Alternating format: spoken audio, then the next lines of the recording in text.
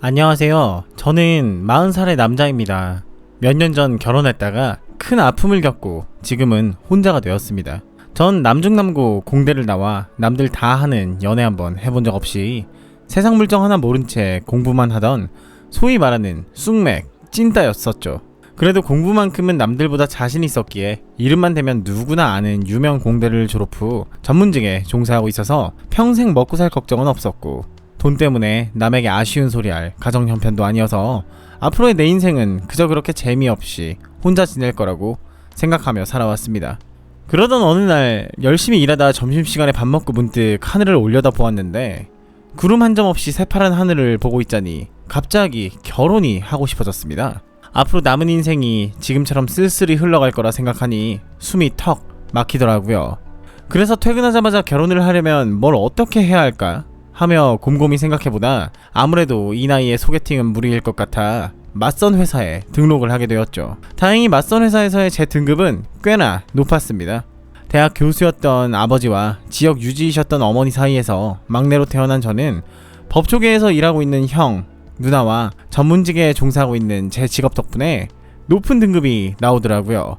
하지만 선을 보다 보니 30년 넘게 혼자 지냈던 만큼 제 취향이나 성격에 맞는 상대방이 나올 확률이 굉장히 낮았습니다. 아무래도 맞선 회사를 너무 가볍게 여겼나? 그냥 여자 소개시켜주고 땡인 줄로만 알았는데 생각했던 것보다 체계적이어서 서로 등급에 맞는 짝을 매칭해주는 시스템이었기에 상대방도 저희 집안만큼 잘 살거나 전문직에 종사하는 분들만 나왔죠. 그래서 자신의 직업에 대한 프라이드나 집안에 대한 자존심이 대단해 첫 만남부터 싸우거나 삐걱였던 적이 한두 번이 아니었습니다. 처음엔 그것마저도 경험이겠거니 하며 신기해했지만 벌써 반년 넘게 맞선의 실패를 맛보다 보니 나는 결혼하려고 멍석까지 깔아준 기회조차도 살리지 못하는 멍청한 놈인가? 하며 더더욱이 자괴감이 들었죠. 신기한 것이 저와 비슷한 집안의 사람들 위주로 매칭되었지만 성격이나 취향이 하나같이 맞지 않는 영 반대의 사람들만 나오더랍니다. 제 이상형은 예전부터 별거 없었습니다. 작고 아담한 키에 그저 이야기만 잘 통했으면 하는 바람이었는데 어찌된 일인지 나오는 분들마다 관심사도 취향도 생각도 전혀 맞지 않는 분들만 나오는 것도 제주라면 제주였습니다. 그리고 마지막으로 맞선을 보던 자리에서 그날따라 더 안 맞는 분이 나오셨고, 그분은 자신의 직업에 대한 프라이드가 강해 자꾸 저를 가르치려고 들며 깔보는 듯한 어조로 일관하는 태도가 기분이 썩 좋지는 않더라고요. 그러면서 대놓고 말씀하시길 솔직히 말해서 손해보는 장사는 절대 하기 싫다며 자기 집안으로 말할 것 같으면 친할아버지께서 전 국회의원이셨고 아버지도 지역 내 의원을 맡고 계셔서 아무래도 집안의 급이 안 맞는 것 같다는 무례한 말만 남긴 채 서로 시간 낭비하지 말자며 만난 지 20분 만에 자리를 떠버렸죠. 그렇게 덩그러니 혼자 남아 창밖을 보고 있자니 내가 원한 결혼이란 게 이런 거였나 싶은 생각이 들었고, 아침부터 첫 만남이라고 한껏 꽃단장하고 온 제 자신이 바보같이 느껴지더라고요. 그래서 머리를 벅벅 긁으며 집에서 잠이나 자야겠다 하며 계산하고 나가려던 찰나 한 여성분이 다가와 이건 제가 드리는 서비스인데 한 잔 드시고 가세요. 밖에 많이 더워요. 새로 나온 원두라 맛이 있을 거예요. 하며 말을 거는 게 아니겠어요? 이게 무슨 일인가 싶어 그 여성분의 얼굴을 자세히 보니 카페에서 일하는 직원분이셨습니다. 아무래도 이 카페가 저희 회사에서 3분 거리에 있다 보니 거의 매일 들린다고 해도 과언이 아닐 정도로 자주 왔었는데 이렇게 말을 나눈 건 처음이었죠. 그러면서 사장님한텐 비밀인데 이 우유 케이크 정말 맛있으니까 커피랑 같이 드셔보세요 라는데, 전 평소 엄마와 누나, 직원 빼고 여자와 이야기를 나눠본 적이 없어 감사하다는 말조차 못한 채 어버버 하고 있었더니 생긋 웃으며 맛있게 드세요? 라는 말만 남긴 채 카운터로 돌아갔죠. 저한테 먼저 말을 걸어온 여자는 그분이 처음이었던지라 부담스러운 마음이 들어 재빨리 먹어치운 다음 정말로 나가려고 하는데 직원분이 갑자기 또 말을 걸어오더라고요. 손님, 여기 자주 오시죠? 매일 똑같은 시간에 똑같은 메뉴만 드시길래 신기했어요. 아참, 저희 지난달부터 쿠폰 서비스 시작했는데 이렇게 자주 오시는데 쿠폰 없으시죠? 찍어드릴게요. 벌써 10번은 넘게 오셨는데 아깝잖아요. 하며 쿠폰북을 건네주었고 전 그걸 받은 채 얼떨떨하게 카페를 나왔죠. 그렇게 집에 돌아와서 보니 쿠폰북 뒤에 웬 전화번호와 작은 글씨로 제 번호예요. 연락주세요 라는 메모가 적혀 있었습니다.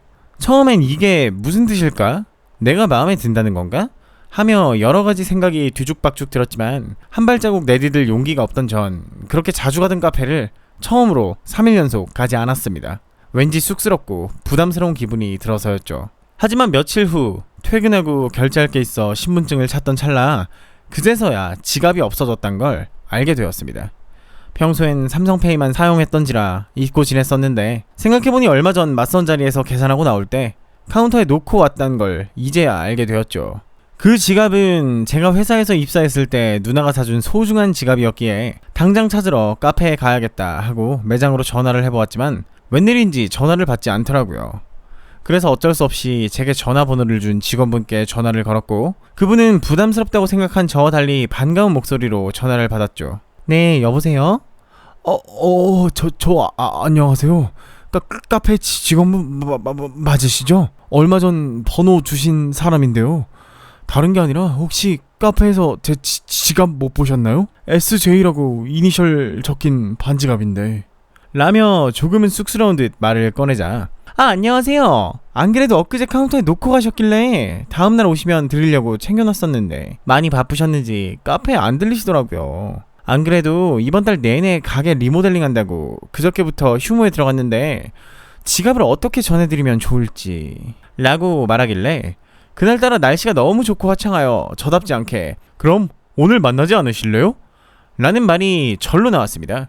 그날 오후 역 앞에서 만나기로 했고 전 평소처럼 후줄근한 차림으로 약속 10분 전 먼저 도착해 기다리고 있었는데 멀리서 엄청나게 예쁜 여성분이 절 보며 아는 척을 하더니 걸어오는 게 아니겠어요? 자세히 보니 오늘 만나기로 한 카페 직원분이셨습니다. 평소엔 그분도 가게에 있을 때 늘 편안한 옷차림에 바지만 입고 있었는데 오늘은 작정을 하고 꾸민 건지 하늘하늘한 치마에 은은한 화장, 살짝 뿌린 향수 냄새에 오랜만에 가슴이 뛰더라고요. 속으로 전 괜히 후줄근하게 입고 왔네 하는 생각이 들며 어색하게 거리를 걷고 있는데 그분께서 먼저 말을 걸어오셨습니다.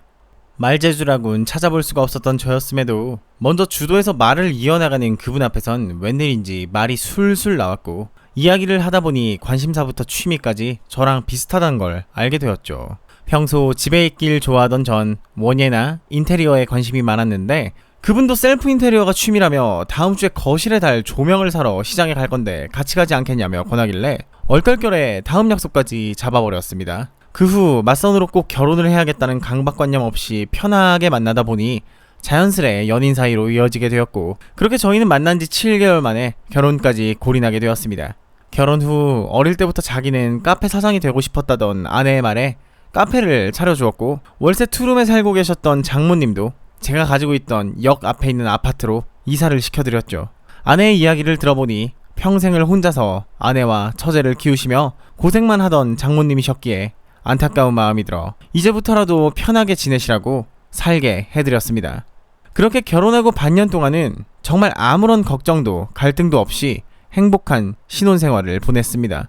하지만 모두가 곤히 잠든 새벽 2시 저희 신혼집으로 처제가 미리 연락 한 통 없이 들이닥쳤고 그때부터 평화로운 신혼생활은 전부 깨져버리고 말았습니다. 처제는 아내보다 3살 어렸는데 사정을 듣자 하니 23살의 어린 나이에 결혼한 처제의 결혼생활은 그야말로 가관이었습니다. 처제의 남편, 즉 동서는 처제보다 10살이나 많았고 직장 상사였는데 입사한 지 얼마 안 돼 실수투성이었던 처제를 옆에서 잘 챙겨주었고 그걸 계기로 결혼까지 했다고 했죠. 아버지가 없던 처제에게 포용력 있고 남자다운 모습으로 잘 챙겨주었던 것도 잠시 얼마 지나지 않아 비트코인이다 도박이다 하며 집안의 돈을 다 가져다 쓰고 그것도 모자라 주말마다 친구들과의 원정 도박에 가야 한다며 집에도 안 들어오기 일쑤였다고 했죠. 그러면서 결혼하고 집에서 편하게 자기 뒷바라지만 하라던 동서는 더 이상 끌었을 돈이 없어지자 처제에게 몸이라도 팔아서 돈을 벌어오라는 얼토당토하는 소리를 해댔고 어쩔 수 없이 마트 캐셔부터 시작해 쿠팡 일용직 아르바이트까지 밤낮 없이 일하며 동서에게 돈을 쥐어주었지만 주는 족족 1시간 만에 힘들게 벌어온 돈을 모조리 탕진해버렸고 이젠 집으로 사채업자까지 찾아와 가구에 빨간 딱지까지 붙어 더 이상 그 집에선 있을 수가 없어 일방적으로 이혼 서류를 탁자에 두고 도망쳐 나왔다고 했습니다. 그러면서 하는 말이 처음부터 그런 사람은 아니었는데 결혼하고 3개월 정도 지났을 때부터 쩐주라는 여자랑 자주 통화하면서부터 남편이 이상해지기 시작했다고 했죠. 울먹거리며 말하는 처제의 얼굴을 자세히 보니 동서가 손찌검까지 했는지 작은 생채기들이 나 있었고, 아내는 제 얼굴을 보며 곤란한 듯 유리야, 아무리 그래도 형부도 있고 한데 이렇게 갑자기 찾아오면 곤란해. 언니가 이 앞에 원룸이라도 잡아줄 테니 일단 거기서 지내는 게 어떨까? 라며 말을 꺼냈습니다. 하지만 전 제 와이프와 꼭 닮은 처제가 안쓰러워 보였고, 남편이 언제 자기를 찾아와서 또 때릴지 모른다는 처제의 말에 당분간 우리 집에서 지내라고 허락을 했죠. 그렇게 저와 아내, 처제가 한 지붕에서 지내는 기묘한 동거 생활이 시작되었습니다.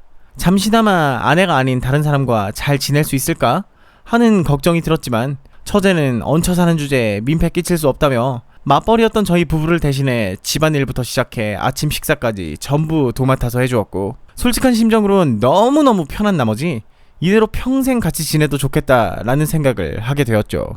도도하게 생긴 얼굴과는 다르게 성격도 어찌나 애살이 넘치고 싹싹한지 저나 와이프 입에서 불만 한마디 안 나올 정도로 완벽한 동거인이었습니다. 하지만 그런 처제와도 약간의 문제가 있었는데, 그건 바로 거리감이 없어도 너무 없다는 거였습니다. 평소 제게 장난치듯 팔짱 끼는 건 물론이고, 얼마 전엔 출근 전 잘 다녀오라며 뽀뽀하는 아내를 보고 따라한다며 반대편 제 볼에 똑같이 뽀뽀해주는 처제 때문에 어쩔 줄 몰라 하며 이러지마 처제 하고는 회사로 도망치듯 나간 적이 한두 번이 아니었습니다. 처음엔 그런 식으로 소소한 행동들이었지만 최근엔 이게 맞나 싶을 정도로 처제의 장난이 심해지기 시작했죠.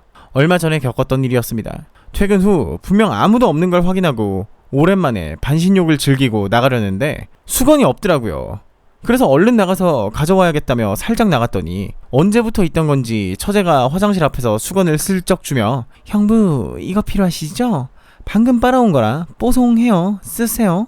하며 생긋 웃더라고요. 전 그때 벌거벗고 있던 터라 너무나도 부끄러워 얼굴이 시뻘개진 채로 고맙다며 화장실 문을 닫으려고 하는데, 갑자기 처제가 화장실 문을 턱 하고 잡더니 이것도 필요하시죠? 하면서 건네는데 그건 제 팬티였습니다. 저는 그날부터 처제가 너무너무 의식되었습니다. 막 여자로서 좋다 이런 게 아니라 어디까지가 형부와 처제의 거리감인지 도무지 알 수가 없어서 헷갈렸죠. 저희 누나랑은 어릴 때부터 사이가 좋았지만 이런 행동은 전혀 하지 않았기에 착한 처제가 챙겨주는 건데 나 혼자 의식하는 게 아닌가 싶어 내색하지는 않았습니다. 하지만 어느 날부터 처제는 저와 단둘이 있을 때 하던 행동들을 아내 앞에서도 서스럼없이 하곤 했습니다.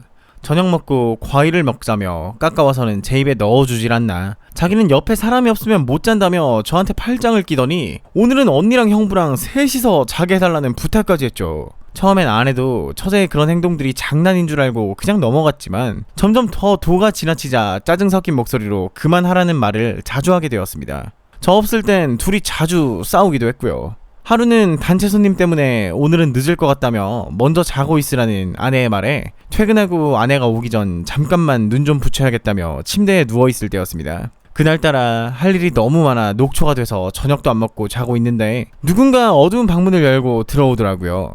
전 당연히 아내의 냄새가 나길래 왔어? 왜 이렇게 늦었어?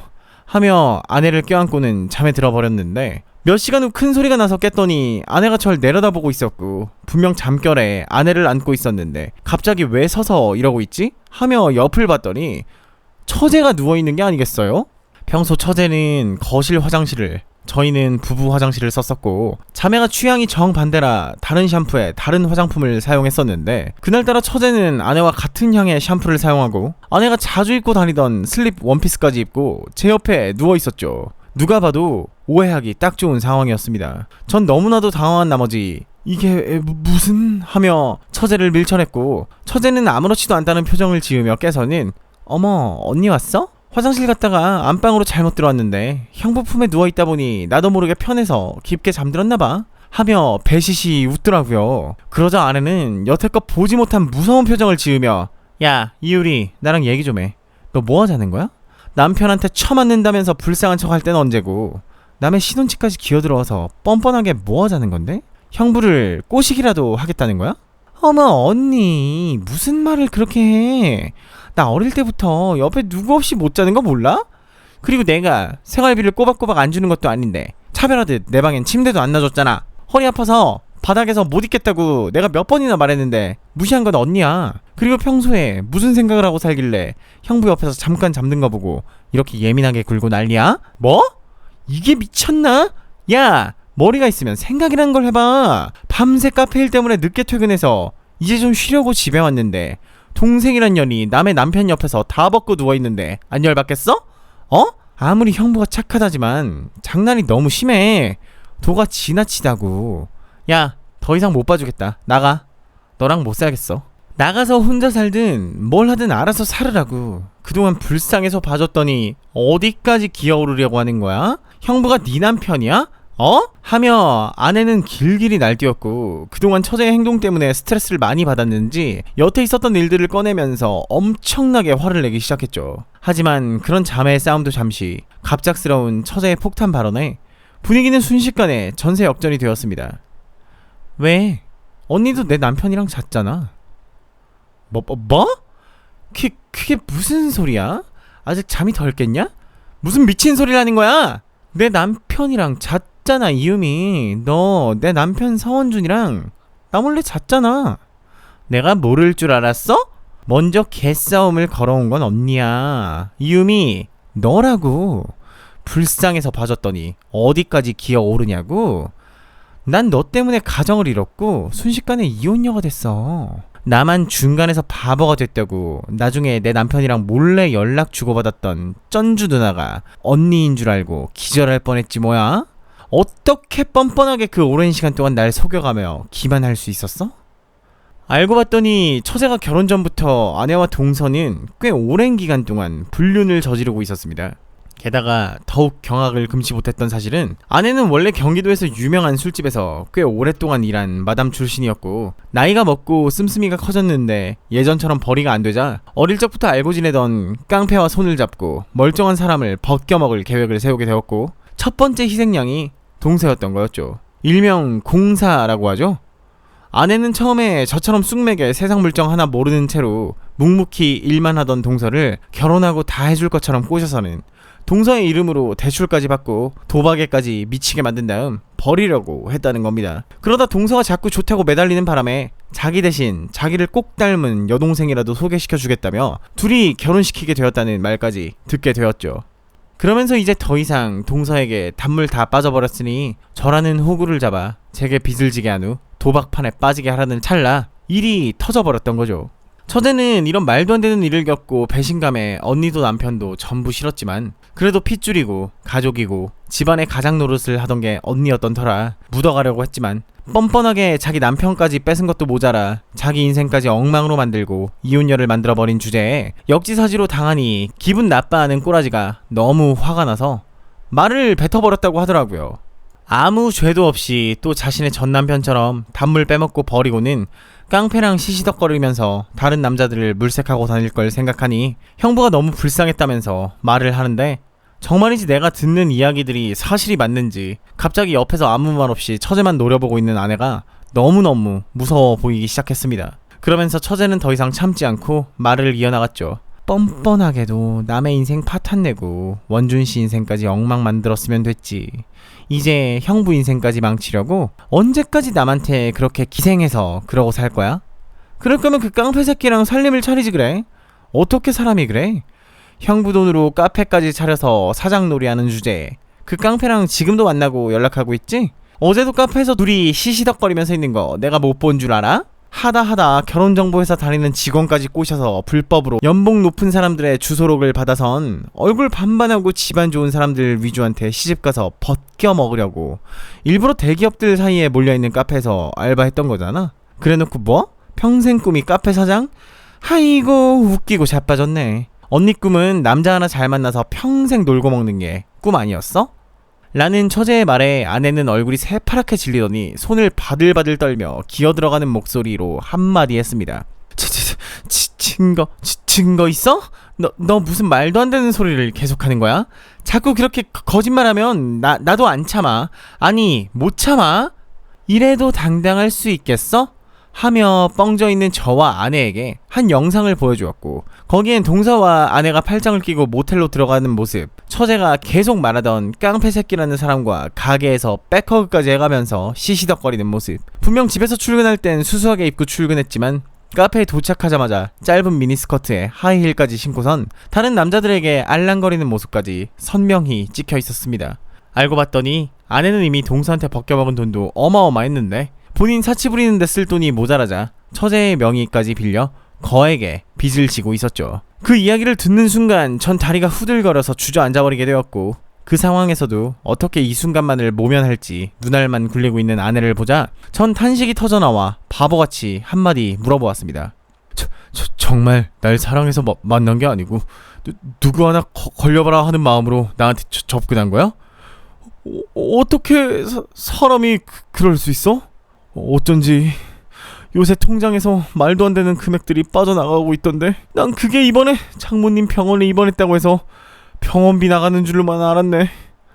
너 정말 무섭고 너무하다 유미야 라고 말하자 아내는 더 이상 속여먹을 생각도 없고 미천 다 드러났다고 생각을 했는지 싸늘한 목소리로 당당하게 말하더군요.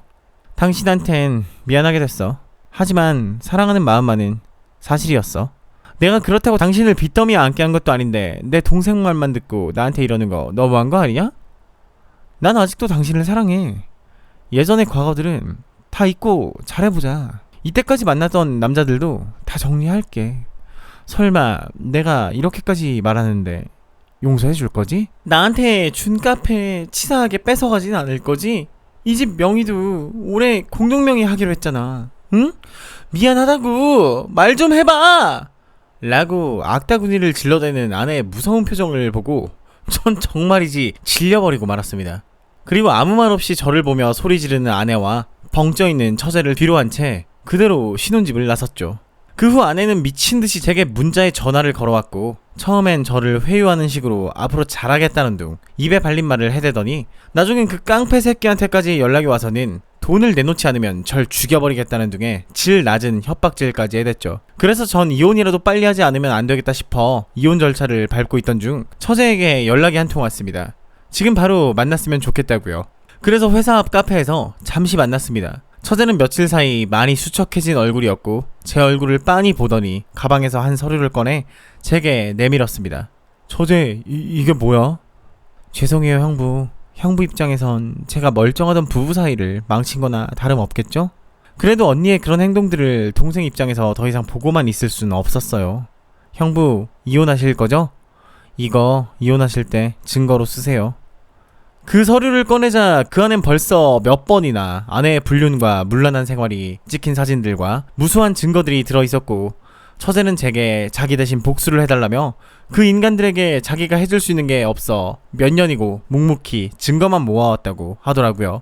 그러면서 덧붙이길, 그날 그렇게 형부가 집을 나간 후 언니랑 엄마에게 매일같이 시달리고 있어요. 왜 이렇게 일을 크게 키웠냐면서요. 너만 입 닥치고 있으면 될 일을 너 때문에 인생 망쳤다고 저보고 책임을 지라네요. 정말 둘 다 뻔뻔하죠? 그러면서 형부가 엄마한테 사준 집에 있던 제 짐까지 전부 내다 버리고선 절 평생 딸로 취급 안 하겠다는 등의 정신나간 소리나 하고 있더라고요. 어릴 때부터 언니의 악행은 유명했어요. 아시잖아요 언니. 얼굴 예쁘장한 거. 그걸로 남자들 꼬시고 다니면서 어떻게든 들러붙어선 온 동네 남자들이랑 다 자고 다니고, 그것도 모자라 제 남편까지. 아휴, 생각하면 치가 떨려요. 게다가 술집에서 그렇게 오랫동안 일을 해놓고 순진한 척 멀쩡한 남자들 인생 파탄까지 내다니 라면서 여태까지 있었던 일들을 털어놓는데 어떻게 저런 정신나간 사람들 사이에서 제정신을 유지하며 지냈던 건지 처제가 정말 대단해 보였습니다. 그 후엔 지지부진하던 이혼 절차는 일사천리로 진행되었죠. 처제가 주었던 모든 증거 자료들을 통해 장모님께 드렸던 집과 아내에게 주었던 카페 전부 뺏어올 수 있었습니다. 그나마 다행이었던 건 그 아파트와 카페의 명의를 그들에게 넘겨주진 않았었기에 가능했던 일이었습니다. 그리고 모든 유책 사유는 아내에게 있었기에 이혼할 거면 위자료나 두둑히 내놓으라는 아내의 재산 분할이나 위자료는커녕 도리어 제게 거액의 위자료를 주게 되었죠. 본인이 잘못해놓고 어떻게 그렇게 뻔뻔한지. 그 후 아내에게 매일같이 연락이 와서는 미안하다며 한 번만 만나달라고 애걸복걸하며 연락이 왔지만 전 모조리 무시해버렸습니다.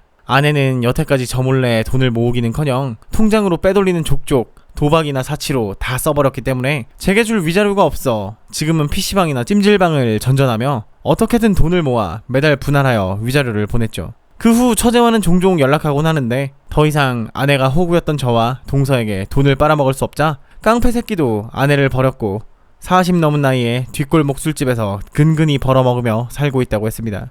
처제는 그 후 집을 나와 다른 지방으로 이사를 가서 열심히 살고 있다고 했고요.